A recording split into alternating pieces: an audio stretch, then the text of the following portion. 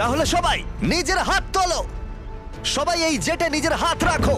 সবার শেষে যে এই $2 মিলিয়ন প্রাইভেট জেট থেকে নিজের হাত তুলবে সে রেখে দেবে। গেমটা অফিসিয়ালি শুরু হয়ে গেছে। তুমি হাত তুললেই আউট হয়ে যাবে। হাতটা কি তুললে? না, আমি ঠিক আছে। কতক্ষণ থাকতে পারবে? দেখা যাবে, আমি মনে হয় শেষ ব্যক্তি। আমি যতক্ষণ না অজ্ঞান হচ্ছি ততক্ষণ এখানে থাকবো। যতক্ষণ না তুমি অজ্ঞান হয়ে যাও। এটা আমার মনে হচ্ছে অনেক ঘন্টা। কয়েকদিন, তাই মনে হ্যাঁ, হয়। হতে পারে।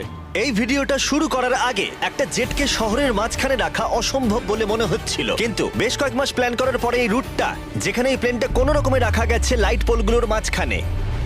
আরে ড্রাইভার একটু সাবধানে, আমার জেট। প্লেনটা এতটাই চওড়া যে আমাদের ঘোরাতে হলো এই স্ট্রিটের সাইনগুলোকে যাতে এটা ফিট করা যায়। ঠিক আছে, আসতে দাও। মানে দেখো কতটা কম জায়গা এখানে কাজ করছি আমরা, এটা প্রায় অসম্ভব। আর প্লেনের জন্য যেই রাস্তা খালি করলাম মনে হলো পুরো শহরের নজরে এদিকে ঘুরে গেল।